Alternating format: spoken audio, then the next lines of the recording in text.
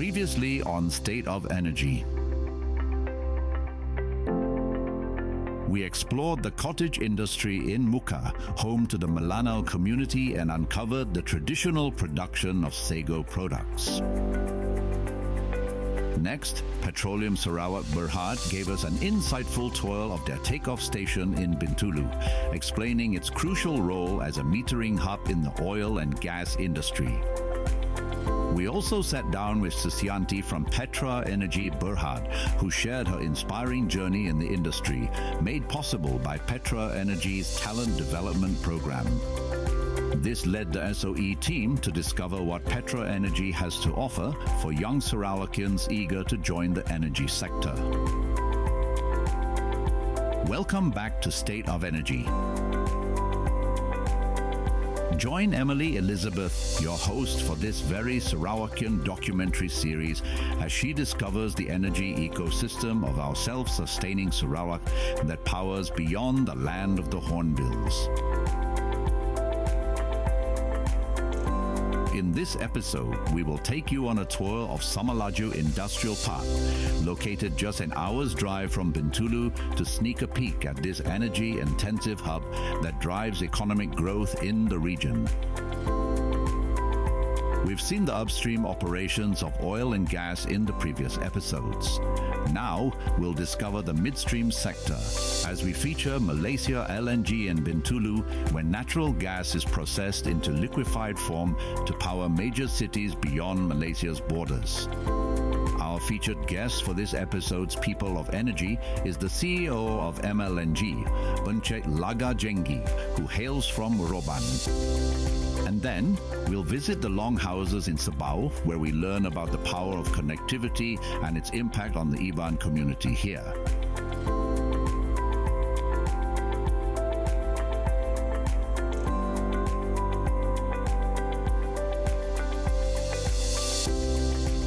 For a small town that was once only known for its belacan to now being a key global energy supplier. Welcome to the one division that holds 40% of energy consumption in Sarawak. This is Bintulu, the energy town of this Malaysian region. Where I'm standing right now is actually the most iconic monument where the first council of Negeri of Sarawak met in 1867. From the most energy-intensive industries in Samalaju Industrial Park to small-scale fisheries by the kampung folks in Jepak, Bintulu has recently seen some booming economic development as well as population growth over the years. Come with me as we explore this land of huge possibilities.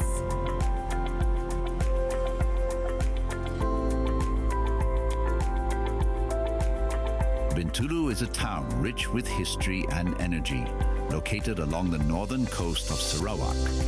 Once a quiet fishing village, today it's a bustling hub of industry and commerce, playing a key role in the region's economic development. Overseen by the Bintulu Development Authority, the town benefits from a unique management structure, tasked with promoting urban development while balancing the needs of the industry. This progressive approach has led Bintulu to become a regional business hub, attracting a mix of local and international investors, professionals, and entrepreneurs.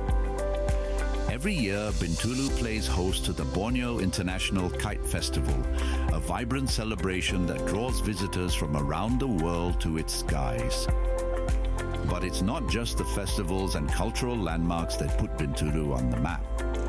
Its strategic location and booming industries have made it a magnet for expatriates and traveling businessmen from all corners of the globe.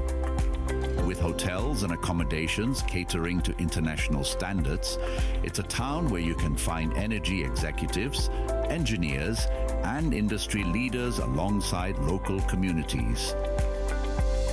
As a key component of the Sarawak Corridor of Renewable Energy, Samalaju Industrial Park is home to some of the largest energy consumers in the region. Industries here depend on the renewable hydropower that defines Sarawak. The park plays a critical role in Sarawak's economic landscape, driving forward the region's industrialization efforts.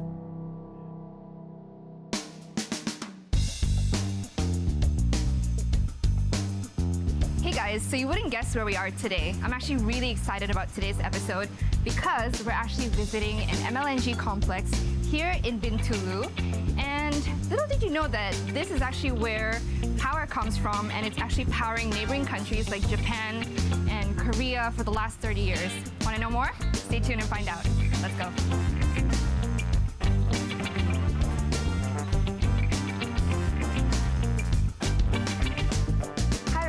Hi, Emily. Thank you so much for making the time to see us this afternoon. No problem. So can you tell us a little bit about yourself and what you do here at MLNG? Okay, let me start with my full name. So my name is Rosa Pina Hashim. So I'm currently the head of LNG technology in technical service department in this PLC, Petronas LNG complex. So I have been with Petronas for about close to 20 years and mostly in LNG business. So it's a very fun field to be worked with, and I enjoy every minute of it. So can you share with us what the manufacturing side of operations look like here in MLNG? For manufacturing side, what we do is we produce liquefied natural gas. We call it LNG. So this is the gas that we're using to heat up homes. So we actually export it to Far East countries like Japan, China, Taiwan. So we deliver or we ship the LNG to the countries as part of their heating medium for the homes. What we produce here is we have 9 LNG trains that produce LNG all the way. We're taking the feed gas from our upstream parties and produce it and send it to the ship and all the way ship it out to the Far East countries. You see, that's the thing I think is underappreciated in this industry. The fact that, I mean, at home we have gas, we have heating, we have everything at the flick of a switch. You know, it's so easily accessible that we forget that our country is also powering other countries in this nation. And that's really cool. So what are the work schedules like for the plant operators here at MLNG? So the plant operators, we call it operations, the department operations. They are working in shift, 12-hour shift. So they have 4 shifts. So the first shift comes from 6 a.m. to 6 p.m. and then it's changed to the other shift from 6 p.m. to 6 a.m. So they switch around 4 days, 2 on days, 2 days on night shift. They have schedule and rotate between the shifts. So that's the operation side, which operation is the department that run the plant and operate the plant. Operation is the biggest department in MLNG. So the other bigger department is engineering. So this is the person or the team that execute the work, they maintain the plant and repair the plant where necessary. And another big team is technical service, which is I'm in. So we are the one who provide the advice. So what is need to be done for the long term, mid term, and what needs to be done to increase the production or increase capacity of the plant and to sustain for a long term. So that's my role. Would you say your position carries the biggest responsibility amongst everyone in this organization? A part of it, yes. We are part of it. So it's a whole. We are part of the team to ensure we have this plant running and serve the Sarawak overall long-term plan for energy. So over the years, Sarawak has seen some substantial growth and progress in, the energy industry. Are there any milestones that have been achieved in recent years that contribute to this? So MLNG started off with in 1980s, so it was 40 years ago. And we started with 3 trains, MLNG 1 we call it. And it's continued grow MLNG 2, 3 trains, MLNG 3, 2 trains, and the latest one is train 9. So with the increment of LNG plants, it creates more opportunity for the locals to be part of the company and also to create employment. Other than that, it's actually bringing the technology to Malaysia or to Bintulu and give the opportunity for the locals to experience it or to be involved as part of the design, which which typically is the employment of the graduates from locals. So this will give to enhance the capability of Sarawakian to be part of Petronas and to increase the knowledge as well as the technology matters in Petronas as well as MLNG, as well as the whole Sarawak region. So are there any ongoing projects? So MLNG has embarking towards many projects. The most looking forward and upcoming project is a Glory project. This is an electrification project which is among the first in MLNG and probably in Petronas. So we're going to electrify partially our operation by importing the electric power from the state grid. So this would be the path towards sustainability and decarbonization, meaning that we are reducing the emission to the atmosphere. So this decarbonization is the future for every energy company in the world. So we are moving towards that. And this is actually one of the biggest projects that MLNG will be handling. So another project we are undertaking is carbon capture and storage. So this is another bigger undertaking, and we are going to capture our carbon emission instead of sending it to the air. We are going to capture it and send it to the offshore and keep it down into the earth.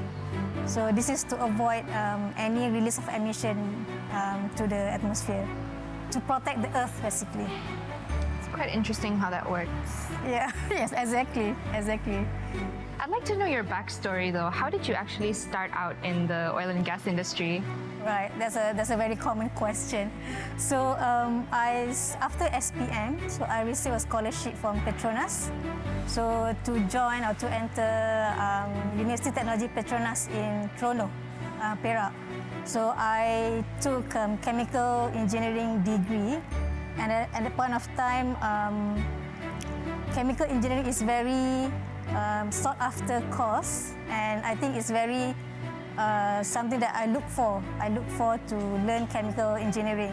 So I took the degree and I finished off within 4 years. And luckily, I was being called by MLNG to start working with MLNG, and it was in 2001. And the history goes from there on. So when you first started out, you immediately got posted to Sarawak. Yes. So they actually asked, "Do you know Bintulu?" I have no idea, but I'm willing to go. And working with Petronas is something that everyone wants to work with. So I don't want to miss this opportunity. And yeah, I think even though I haven't heard what is where or how does Bintulu is, it's all about just go on and you learn something from there. So it was different back then. Bintulu, it's very less developed, but nowadays it's really spring up all the buildings and shops. So it's very developed nowadays. So yeah, definitely different from 20 years ago. So what motivates you to stay true to yourself? The first key point is actually believe in yourself. So that's the mantra that everyone has to hold on to. And being in this industry, you learn something new every day. Knowledge that I gain or experience that I gain, I will somehow use it in the future. This is the actual situation, because last time I thought, why do I have to do this? Why do I have to do that? But in the end, after a few years, no, this is the lesson I get from previous one. Oh, now I apply it here. Yeah, I think you will do well. As long as you have the courage to do it, definitely you will do well. No doubt about it. And you have done well, Rose. Thank you. Thank you so much for your time today. It's been a pleasure talking to you today, Rose. I hope to see you again. Thank you very much. So tell us a bit about yourself, what you do here at MLNG. Thank you for that.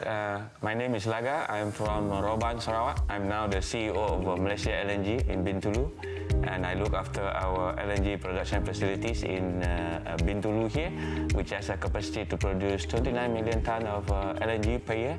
And I have about 1,300 people working with us here at MLNG. So I know you have quite an interesting backstory that I think is quite inspiring. Would you mind sharing with us the story and how it has brought you to where you are today? Okay, this is going to be a very long story. You know, it's 35 years of story in Petronas, and another 4 years of school life story, if that may be of help. I started working in Petronas in 1988 after I graduated from university. Since then, I have been in both the petchem plant, fertilizer plants, and also in LNG. I spent about half of my life in each side. So I started work initially in upstream in Niri for a couple of years. Then I decided to change to downstream, a fertilizer plant, the ASEAN Bintulu fertilizer. After about 7 years there, I went on to start a new ammonia plant in Kedah. Immediately after that, another one in Kerteh. I had a second stint in Kedah after 4 years in Kerteh. And after the second stint in Kedah, in 2006, they decided to send me to Bintulu, to MLNG. So I actually took over as General Manager of Operations back in 2006 from Shell Expat. So I was the first Malaysian, first Sarawakian at that, to be the General Manager of Operation of this complex. And I spent 4 years here. After 4 years, they decided to send me to Australia to join our joint venture project, LNG project in Australia, where I spent 5 years with the project. And after starting the first floating LNG ready for startup, so they called me back. So I led the team of all Malaysian crew to start the first floating LNG in the world. That was in 2016. And then after that startup, I was in KL with the VP's office for a couple of years, and then decided to send me back to MLNG for the second time as a CEO. And I've been the CEO since then, 2019, and this is my 5th year as the CEO of MLNG. You know, as a CEO of MLNG, you know, my day starts officially at 8. I always have this 8 to 10 time slot, which I keep for myself. And that's for me to look into what happens every day in the plant and see what happens in the plant or any other thing that is urgently in need of my attention. And 10 o'clock onwards is where we start. I go into the routine of having my management thing like meetings and whatever not. And I try to finish at 5 o'clock, 5:30 every day to make sure that I get home, and also for the staff to be able to get home, you know, in about that time, 5 to 5:30, to maintain a good work-life balance. Because I think it's important that, you know, you leave home and be home on time, trying to be with your families, not only for me, but also for the other staff, and everything has to be around that work-life balance approach. Having been in the industry this long, what are some of the values that you've held dear to your heart over the years that has kept you motivated to stay true to yourself in this industry? Thank you for that question. For me, what keeps me going is the challenges that I have been getting. I have been lucky in the sense that I have been given a lot of opportunities to do things that I probably I didn't really dream of having. Like starting the first floating LNG.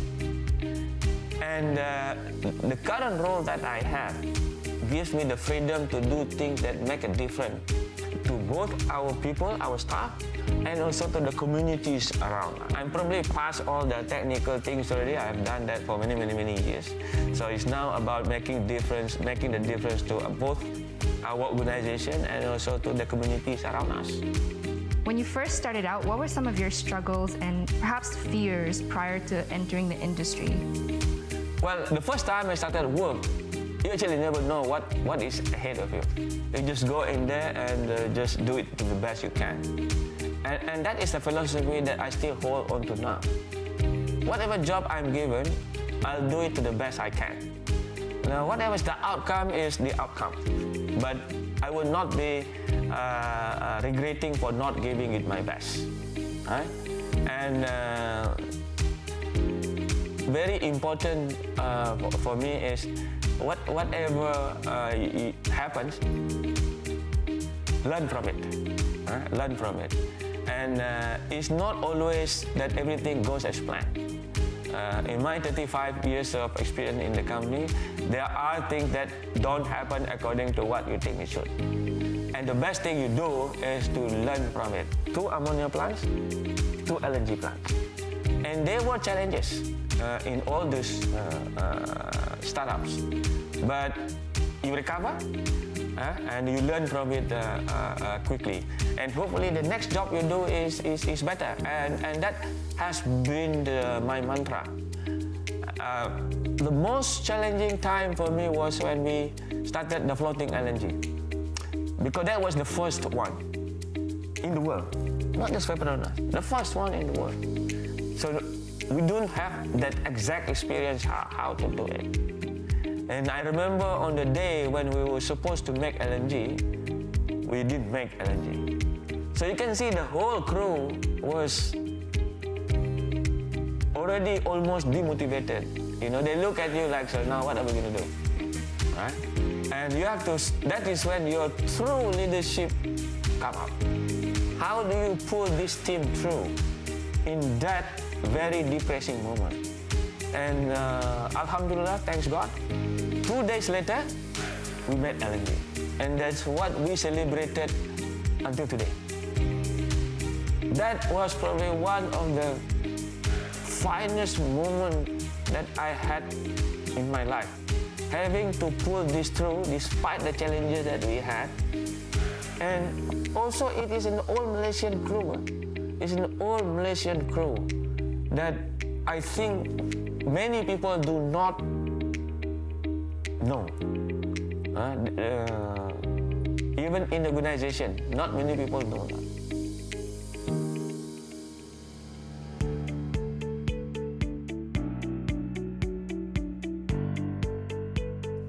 Good morning, Mark. Hi, and welcome to SMDS. Thank you so much for welcoming me and the team here at Shell MDS today. So I heard that this is actually the mother of pearl plant that is actually the only one in the world. Yes, Can you tell us why it's so special though? we are very special because we make wax from gas to liquid, which is nobody thought of so, right?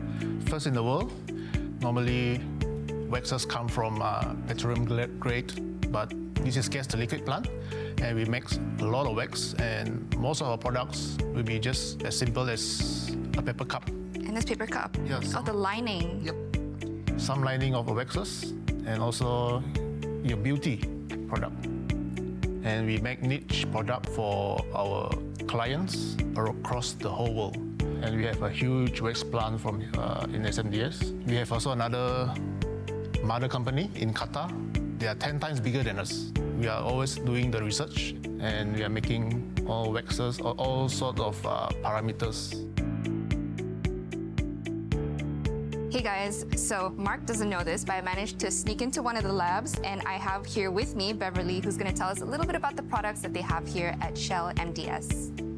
So Beverly, go into your forte, bring me into your world. All right, first of all, welcome to SMDS. So what you're seeing in front here is we have the middle distillates, we call it the liquids, and the other part, which is Sarawak wax, we name it after Sarawak. So Sarawak wax, so we call it Sarawak. Some actually call it Sarawak white gold because of the premium quality. You can see that here is actually the medium waxes, and these are the hard waxes, and there is a different hardness and the surface. That's why, yes. You will feel that the medium waxes are more oily. The reason being is some of it are being used as candle applications. So, and fun fact, do you know candle was actually being burned not because of the wax, but because of the oil? You do need the oil inside the wax. So example of the candles we have here. So this is an example of 100% GTL wax. We use all the GTL product base. And we want to highlight the whiteness of the product, hence we do not put any colorings, and we do put a bit of fragrance, if you can smell. What smell is this? This is really nice. Yeah, this is a Oh, English pear and freesia. Yeah, it's a commercial fragrance. You're trying to enhance, the quality of the waxes because this is actually handmade in this lab, and we have less than 30 units in the world. Handmade by who? Handmade by our team. Okay, I thought it was you. Yeah. So coming back to the waxes, this is the medium waxes and all the hard waxes. And the grade, you can see that it's actually named based on the congealing point. So we have a SX, which representing Sara wax, SS50, 55R, 60, 70, 80, and also 105. So these are the waxes that are being sold into multiple applications. So, congealing point, is that similar to melting point? Almost like melting point, but the definitions is at what temperature the liquid will start to congeal to become a wax. Ah, okay. So all these are pretty much the same base elements, but may I ask, what is the ingredient put in to actually alter the different congealing points? Just imagine when you go to offshore drilling, you will get a black crude oil, right? So that black crude oil, what do? We remove the odor, we remove the mercaptans, we remove the heavy metals and sulfur to make it more purer. So after that, we will distillate it in a refinery based on the boiling point. Then you will separate the light, the medium, and the heavy product. So a rough example, like on the crude oil, we have around 40 C carbon in the crude oil chain. So in GTL, in our plant, so GTL, the crude, we make our synthetic crude. So we can actually cut the lighter end so that we separate the product. Hence, you can see there's a different grade of the products. Wait, let's go back to this candle. Why is there only 30 of this in the world when it can actually be mass-produced? This wasn't meant for, public. So the initial intention was actually just to make it specially for our GTL LT leadership team. So we said, let's make something special. Hence, we have very limited products. We are very fortunate during our Queen visits and our King visits, our Royal Highness, we successfully, throughout multiple challenges, we managed to pass our GTL candle to our Royal Highness Queen Aziza. And this is she's holding this. Wow, and in the palace as well. Yes, so we are very grateful that hopefully, we humbly hope that she can really taste and see how great it is. And you know that anything that you burn from our product, GTL-based product, there is no dark smoke and there is no soot produced. So we also know that our candles actually are widely used in the Vatican City because Catholics use a lot of candles. So by using our GTL-based candle, it actually can reduce the formation of the soot. You can protect the scriptures and the products and all the painting as well. So all of the product that you use from GTL base, you will actually have no soots.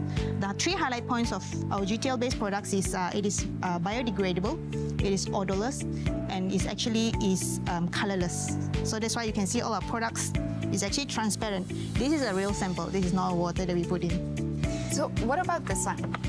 So this is just a comparison. A comparison of a commercial petroleum base and a GTL base. So the reason why we want to put it here, just to show you the differences of the purity of the product. It is not highlighting how bad and how good. It's just showing the differences. Our product is heavily goes into the hot melt adhesive, HMA industry, PVC lubrication, food packaging, candles, and etc. A lot of our candles are being sold in the South America region. We also use some of these waxes in the tire, the formulations of the tire, so to help the tires to reach high temperature. Example of F1 formulation, F1 tire, they're using the material of the waxes. Wow, I don't think the regular human mind that's mostly at home can actually comprehend the fact that almost everything around you comes from what we're looking at right here. Yes, you will come across a different type of wax. We have bee wax, you have polyethylene wax, PE waxes, palm wax. A lot of these waxes are quite common. But the one that GTL waxes is the one that we can offer the high purity, such as the color, the transparency, and a really good purity. If you can see the difference of this, there is really less aromatic, basically no aromatic being detected as well. Hence, the purity is the highlight of the waxes as well in all our GTL product. Thank you so much for your time, Beverly, and for sneaking me into the lab. Yes, don't tell anyone. I won't, but of course, everyone's going to see it on Yes, TV. But it'll be okay. too late then. But yeah, thank you. It was lovely talking to you. All right. Thank you for your time.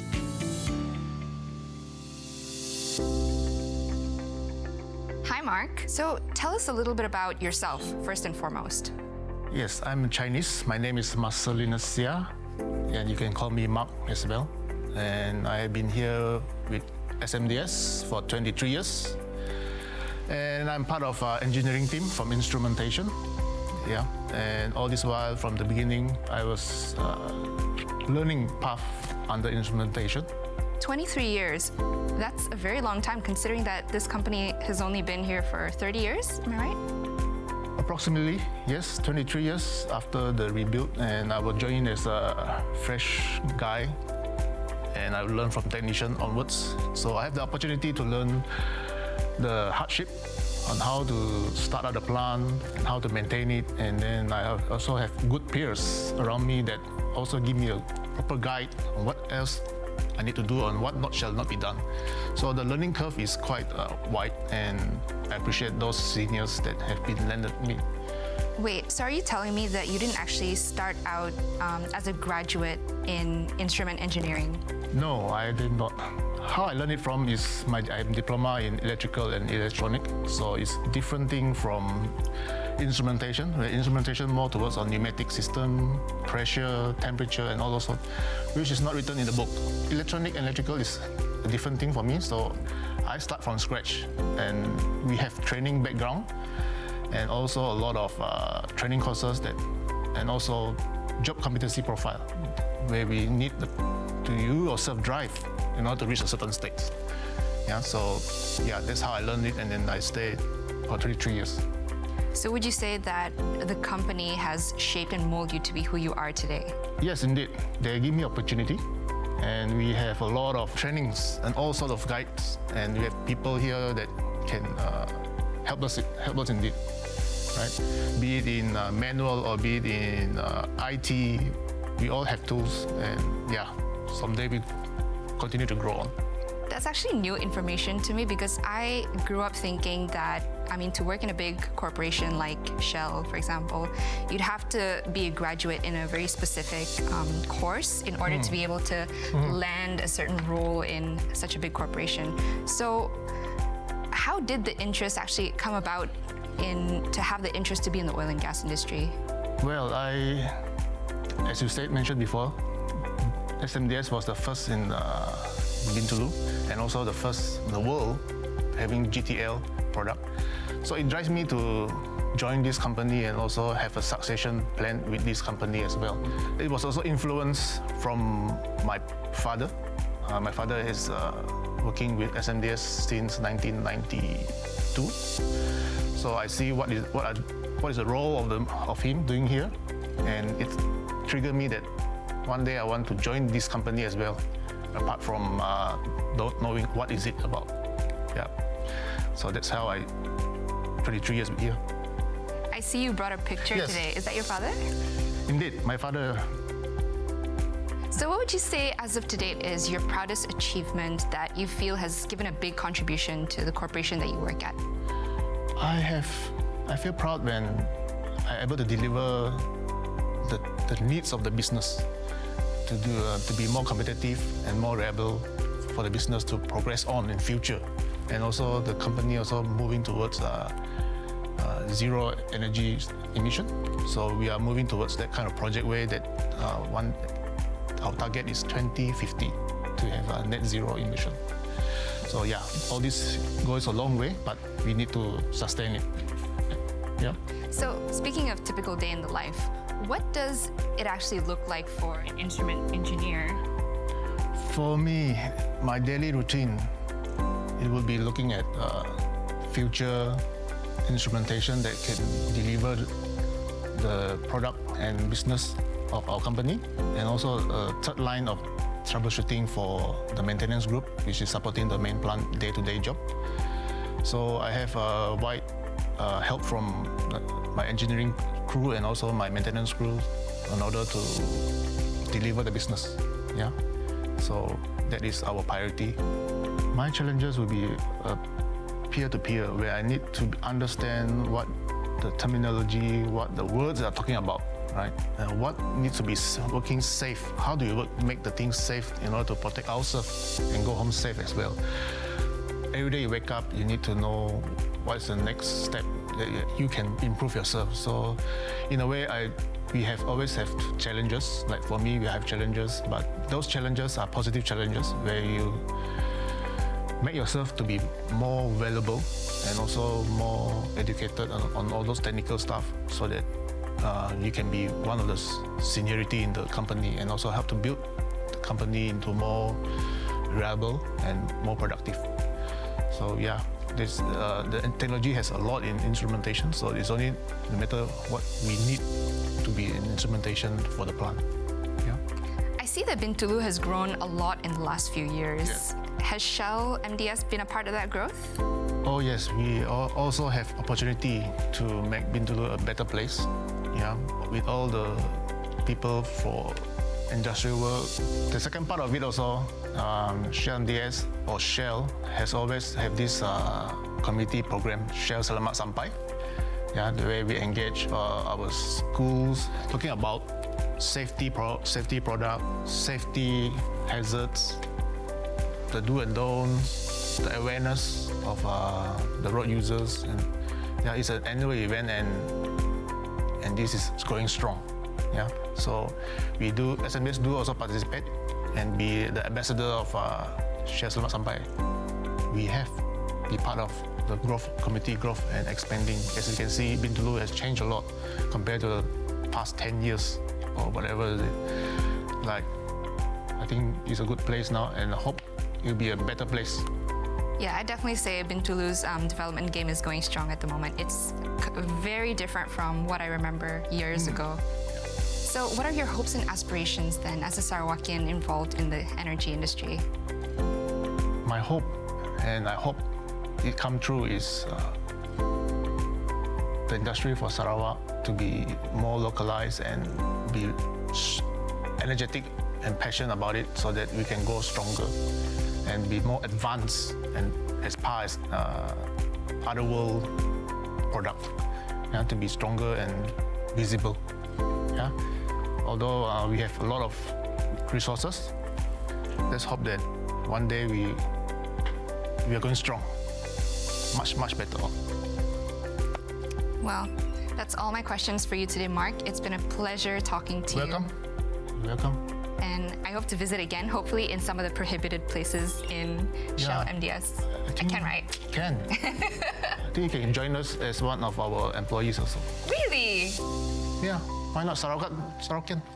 Okay, I quit as a TV host. I'm just kidding.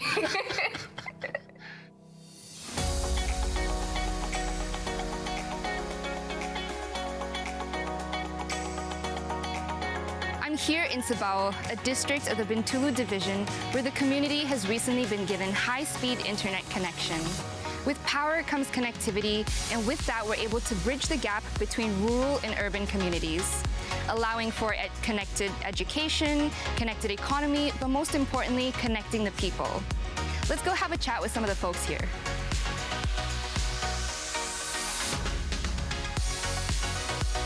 Okay, my name is Victor Thomas Tudin. I'm the Technology Solution Manager.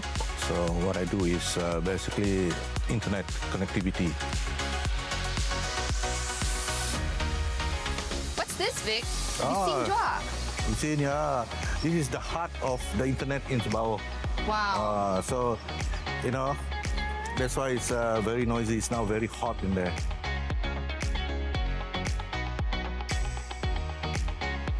Wow. What are all these? These are fiber optic cables link up to all the site, the schools and the longhouses and the government office. How many longhouses does it cover? It covers about 49 longhouses. Wow. And yet there's still so many empty slots. Still able to upgrade ourselves to whatever longhouse they need to be doing now. Wow. Okay, most important question. What's the speed? The speed. Saya boleh TikTok, boleh voice call, boleh video conferencing. Nampak kota? Kota, saya kota. Wow. Can you So show it's, me? Sure. Okay, come. Let's go to... Where should we go? The Longhouse? Longhouses. Okay, let's go.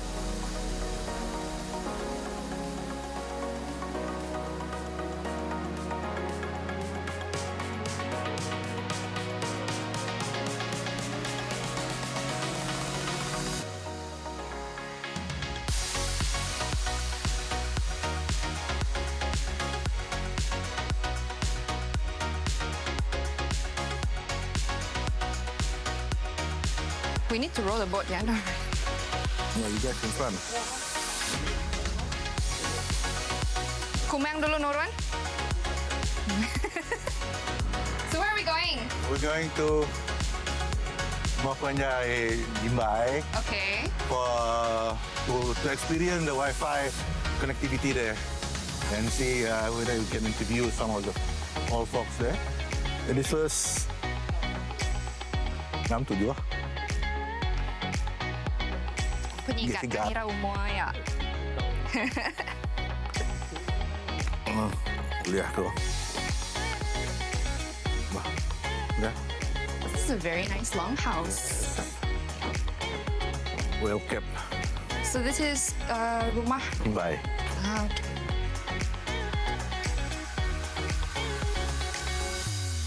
Boleh Nuan perkenal ke diri Nuan? Jadi aku tuai rumah Jambai, alias Kamarudin anak insut dari Sungai Semabak.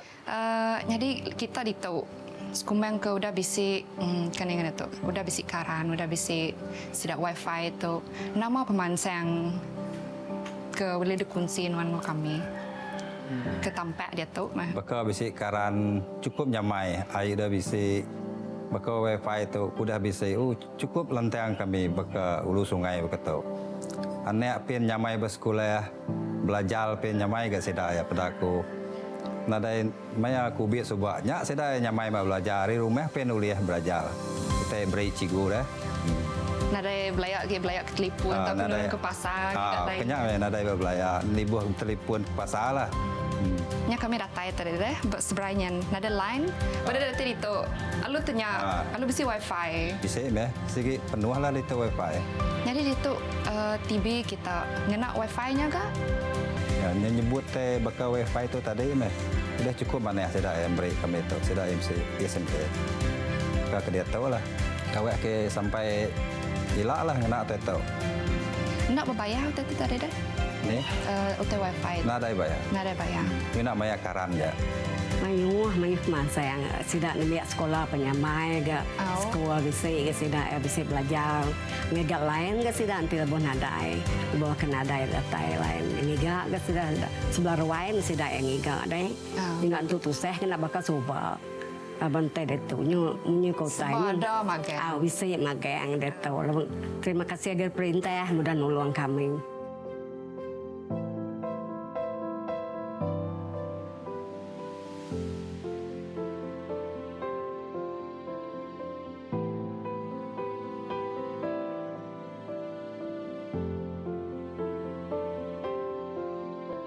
Terima kasih TVS. Aku Turma Janggu, gagal melatih mudah kita oleh dari itu. Aku baru nemu kita baru Mapanjai itu bisa dah nyambung ya ke wifi boxnya ya ke sebawah open networknya. Sekumbang bisinya nama pemansang ke amat tampak dalam penghidup kita beritu. Jauh nyamai lah sampai aku. Jauh nyamai ni nak nyamai ke aku. Laban kami dari tika communicate ngau sapa-sapa ngau kaban hari ulu relay. Laban nyamai wifi jalan itu ke jalannya bisiknya magang. Jadi dek nyamai berandau ngau dari sembilik ngau dari kaban. Nak salah apakah aku tadi nah aku ngagak suruh kawin ke ucau aku tu. Kira cerita, kira ngelansak cerita tu. Kawin, aku ngagak surat kawin, gamal orang kami, gamal semua. Betul madah, udah mau magang orang buka ini. Sepandang mereka, kalau anak kena biak, kena mereka. Akhirnya aku tadinya aku ngumai kami ya bisit itu. Kira nak tinggal pemansang lah. Kira nak tinggal mati media atau barang. Nanti utai pajak itu. Mana pada aku. Terima kasih kan kepala dan aku dah ngagak utai betul. cukup mana. Okay, so all thanks to, the Sabao Open Network, people now can actually connect with their loved ones outside of Sabao. How did people previously keep in touch with people outside of Sabao? Before they have internet in their longhouse, most likely they have to go outside of the longhouse to the roadside where they have mobile connectivity. So that's how they do, the internet there. So they have to go walk about a distance to get it. So Some would have to actually use boats. yes, so they need to cross a river, go to the roadside where there is telecom coverage. Okay, so what are some of the notable changes that you've seen in recent years where energy in general is concerned? What I see is when there's energy and comes in the internet, people are more open to the world. So they have access to the whatever knowledge base out there. Let's say the YouTube, they can know about how to do modern farming, maybe what they call swift breathing or build a boat, something like that. So all these are on the internet. So it's accessible for them when they have an internet. It's all at a touch of a button. Yes. I can only imagine that these people are advancing themselves at a much faster rate than it was back then.